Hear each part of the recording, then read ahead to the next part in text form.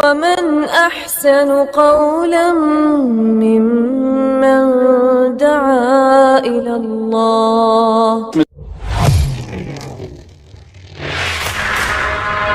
تو اسباب کا اختیار کرنا ہے لیکن اسباب پہ یقین نہیں رکھنا ہے.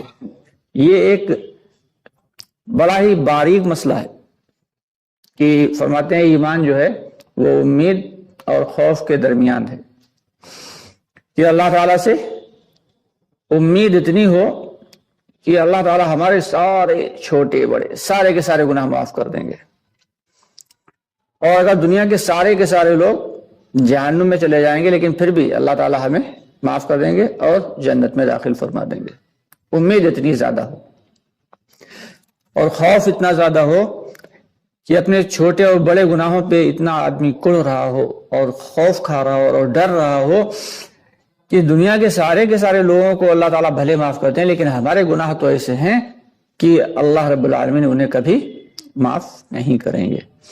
اب اتنا اس بات کا خوف بھی ہو تو دل کے اندر یہ جو خوف ہے اور یہ جو امید ہے کہ اللہ کی رحمت سے امید اور اللہ کا خوف، ان دونوں چیزوں کے درمیان ایمان رہتا ہے. نہایت باریک مسائل ہیں لیکن افسوس کہ ہم لوگوں نے دین کو سیکھا نہیں، دین کے مذاکروں میں بیٹھے نہیں،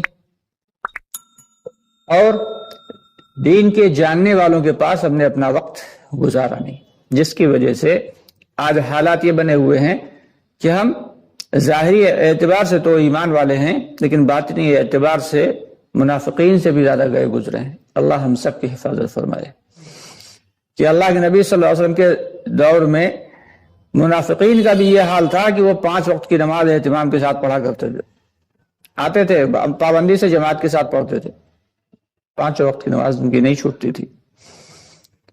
لیکن آج ہم اپنے آپ کو ایمان والا ہونے کا دعوے دار بتاتے ہیں اور جنت کا حقدار بتاتے ہیں، اور اس کے باوجود اللہ کے سب سے بڑے جو عمل ہے اس عمل کو ہی چھوڑے بیٹھے.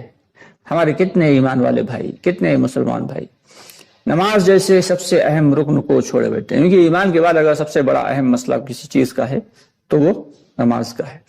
کہتے ہیں کہ اللہ رب العالمین کے یہاں سب سے پہلے نماز کے بارے میں سوال ہوگا، اور ایک حدیث کا مفہوم ہے کہ جس کی نماز صحیح نکلے گی تو اس کے باقی کے اعمال جو ہیں وہ اللہ تعالیٰ قبول فرما لیں گے، باقی کے نیک عمل قبول کر لیں گے.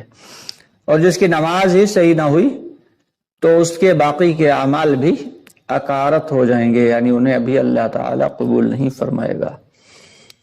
بندگی کا سب سے اونچا درجہ نماز کے علاوہ اس سے اونچا کوئی درجہ نہیں بندگی کا. اللہ کے سامنے کبھی ہم کھڑے ہوئے ہیں ہاتھ باندھے، اور کبھی جو ہے وہ رکوع میں ہیں اور کبھی سجدے میں ہیں، اپنے آپ کو اللہ کے سپرد کر دیا. دھیان ہمارا ایسا ہونا چاہیے کہ ہم اللہ کو دیکھ رہے ہیں، اور اگر یہ نہ ہو تو کم از کم کے درجے میں کہ اللہ ہمیں دیکھ رہا ہے. اگر یہ دھیان نہیں ہے تو پھر وہ نماز جو ہے اس نماز میں کوئی جان نہیں ہے، وہ نماز ظاہری شکل ہے. ہاں اللہ تعالیٰ اپنے فضل سے قبول فرما لے تو اللہ کی مرضی، اللہ سے کوئی پوچھ گچھ کرنے والا نہیں ہے. لیکن جو ایک پیمانہ بتایا گیا تو نماز کے 2 درجے ہیں، ایک تو نماز کا باطن ہے اور نماز کا ظاہر ہے. ظاہر کے اعتبار سے نماز اہتمام کے ساتھ پڑھی جائے، دوسروں کی فکر کے ساتھ پڑھی جائے، اور مردوں کے لیے باجماعت پڑھی جائے، وقت کی پابندی سے پڑھی جائے، گنڈے دار نہ پڑھی جائے کہ کبھی پڑھ لی اور کبھی چھوڑ دی. آج کل ہمارے کتنے بھائی ایسے کہ ایک قسم تو وہ ہے کہ جو جمعے کے ہیں، اور ایک وہ ہے جو عید بقرعید کے ہیں، اور ایک وہ نمازی ہیں جو جب جی چاہا تب پڑھ لی، جب جی نہیں چاہا تو چھوڑ دی. اور ایک وہ لوگ ہیں جو 5 وقت کی نماز پڑھتے ہیں.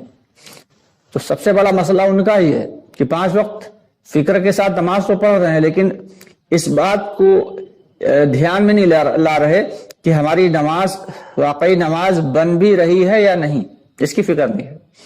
کیونکہ نماز پر اللہ رب العالمین کے بہت بڑے بڑے وعدے ہیں.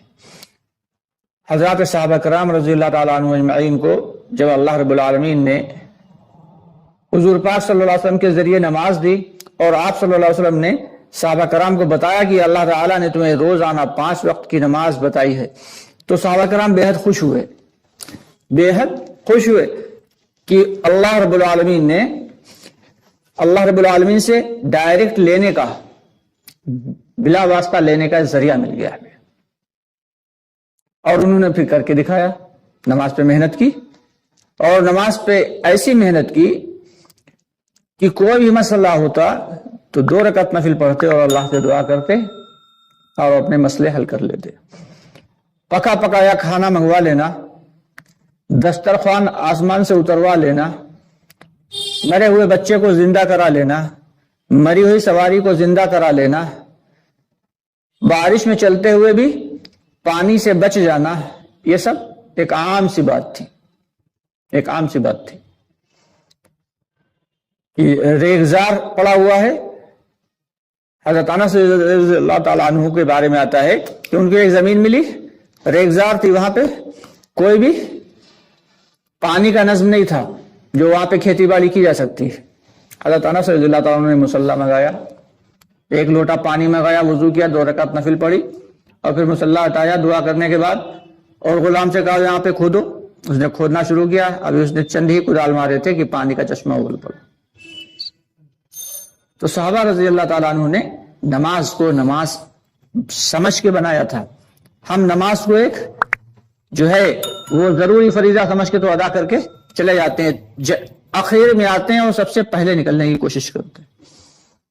جس دن ہم لوگوں کی نماز صحیح ہو گئی اس دن سارے کے سارے مسئلے صحیح ہو جائیں گے۔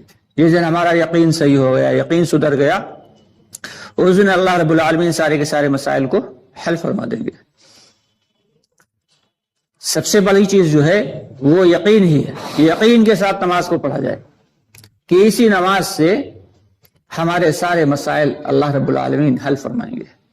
2 رکعت نفل پڑھیں کھڑے ہو کے، اور دھیان اللہ کی جانب لگا کے توجہ کے ساتھ، اور پھر اللہ سے دعا کریں۔ کام نہیں بنا پھر دعا کریں، پھر کام نہیں بنا پھر دعا کریں، جب تک کام نہ بنے اپنا تب تک اللہ سے دعا کرتے رہیں۔ ہاں، اسباب کو اختیار کرنا ہے، یہ نہیں ہے کہ بنا اسباب کے ہم کسی کام کو۔ ایک صاحب پہنچے ایک بزرگ کے پاس، کہا حضرت دعا فرما دیجئے، ہمارے کوئی بچے نہیں ہے، بچے ہو جائیں۔ کہا ٹھیک ہے۔ پھر تھوڑے دن کے بعد پہنچے، حضرت آپ سے ہم نے کہا تھا دعا کے لیے، دعا فرما دیجئے، ہمارے کوئی بچے نہیں ہیں، بچے ہو جائیں۔ کہا انشاءاللہ ہم دعا کریں گے۔ پھر تیسری مرتبہ پہنچے، کہا حضرت آپ سے ہم نے دعا کی درخواست کی تھی لیکن شاید آپ بھول گئے۔ کہا نہیں، بھولے تو نہیں ہے، دعا تو ہم نے کی تھی، یہ بتاؤ کیا تم نے نکاح کیا ہے؟ کہا نہیں، نکاح تو ابھی نہیں کیا ہے۔ تو انہوں نے کہا جاؤ بے وقوف انسان، پہلے نکاح کرو جا کے، اس کے بعد پھر بچوں کے لیے دعا کرنا۔ تو اللہ نے اسباب اختیار کرنے کا حکم دیا ہے، لیکن اس کے اوپر یقین رکھنا یہ شرک ہے۔ تو ہمیں دین کو سیکھنا ہے اور سیکھ کے دین پہ عمل کرنا ہے۔ ہمارے کتنے ایمان والے بھائی ایسے ہیں، کتنے مسلمان بھائی ایسے ہیں کہ جو غسل کے فرائض تک کو نہیں جانتے۔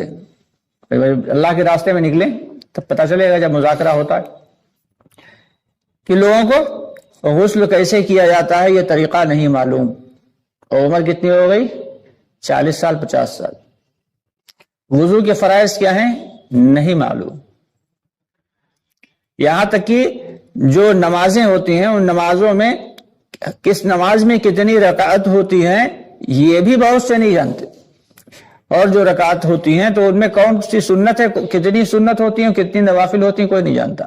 اور جو بہت کچھ جانتے ہیں، اتنا کچھ جانتے بھی ہیں، تو ان سے آپ دعا قنوت سن لیں جو وتر میں پڑھنا ضروری ہے۔ اچھوں کو نہیں یاد ہوتی دعا قنوت وتر کی۔ کئی مرتبہ تو ایسا ہوا کہ بھائی کیا پڑھتے ہو پھر وتر میں؟ بولے قل هو اللہ پڑھ لیتے ہیں، دعا قنوت کی جگہ پتہ نہیں کس نے بتا دیا کہ بھائی قل هو اللہ والی سورت پڑھ لو تمہاری وتر کی نماز ہو جائے گی، سوال ہی نہیں پیدا ہوتا۔ اس کے لیے تو علماء کرام نے فرمایا ہے کہ اگر جس کو دعا قنوت نہیں یاد ہے تو دعا کو سیکھتا رہے، اور ربنا آتنا فی الدنیا حسنہ وفی الآخرۃ حسنہ وقنا عذاب النار یہ پڑھتا رہے۔ یہ نہیں کہ سیکھنا چھوڑ دیا صرف اسی کے اوپر کافی ہے، یہ نہیں ہے، بلکہ دعا قنوت سیکھتا رہے، اور جب تک یاد نہیں ہو پا رہی پوری تب تک کم از کم کے درجے میں یہ پڑھتا رہے۔ صرف قل اللہ پڑھنے سے کام نہیں چلے گا۔ تو دین کو ہم نے سیکھا نہیں، علماء کرام کے پاس بیٹھے نہیں، دین کے مسائل کو سمجھا نہیں، جو جی چاہا وہ کیا اور سمجھ یہ لیا کہ ہم دین پہ چل رہے ہیں۔ تو اس لیے کوشش یہ کرنا ہے کہ دین کو سیکھیں، دین کو سیکھیں اور سمجھیں، اور اس کے بعد پھر عمل کریں۔ اسی لیے یہ جو دعوت کی محنت ہے اس سے چاہا یہ جا رہا ہے۔ اسی لیے خوبیوں کا منبع جو بتایا، تو سب سے پہلے اس میں کیا ہے کہ ایمان بنے گا، اللہ سے ہونے کا یقین پیدا ہوگا،